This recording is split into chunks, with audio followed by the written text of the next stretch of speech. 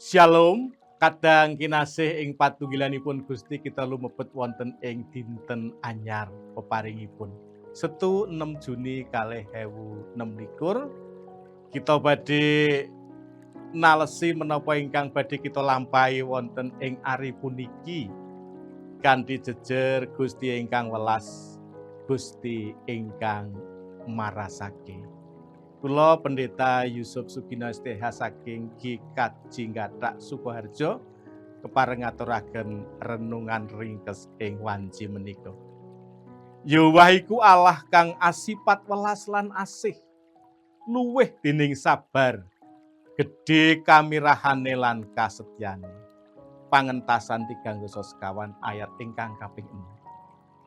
Nalika Nabi Musa minggah ing Gunung Sinai ingkang kaping kalihipun, pangentasan 3 sekawan setunggal dumugi 9, panjenenganipun ndedonga lan sumungkem dhateng Sang Yahwa Allah nyuwun kawelasan. Gusti Allah paring pangandika mekaten.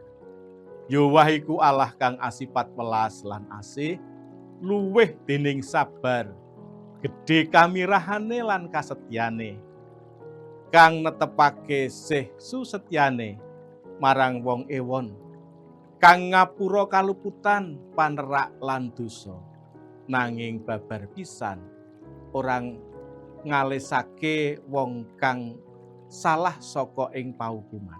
Ayat 6 lan 7. Menika sanes namung dados pepeling sejarah nanging wigati tumrap kita. Gusti ingkang ngapura gething marang dosa nanging kepareng nelakaken katresnan tumrap umatipun. Pramila memper bilih wonten ing Jabur 50 ayat 7 dumugi gangsal 11 nyariosaken bilih Gusti boten ngersakaken kurban lahiriah nanging kurban puji syukur lan tulusing manah. Gusti ngendika, ing dina karubetan sira padha nyebuta marang ingsun, nuli ingsun bakal mitulungi sira. Ayat gangsal 11. Katresnan ingkang nyata ugi pinanggih kababar wonten ing paseksinipun Injil Matius bab 9 ayat 17 dumugi 3 sekawan. Kita manggihaken cariyos bilih Gusti Yesus marasake tiyang wuta lan nyarasaken tiyang bisu. Tiyang wuta nyuwun, "Duh tedhakipun Sang Prabu Dawud, kawula mugi paduka welasi." Gusti Yesus kepareng mitulungi lan ngendika, "Padha katekanana kaya kang dadi pangandelmu." Wonten ing ayat 29, menapa kita purun lan wantun pitados dumateng Sang Yahwa Allah ingkang Maha Welas, ingkang tansah paring tetulung dumateng para umat pitados.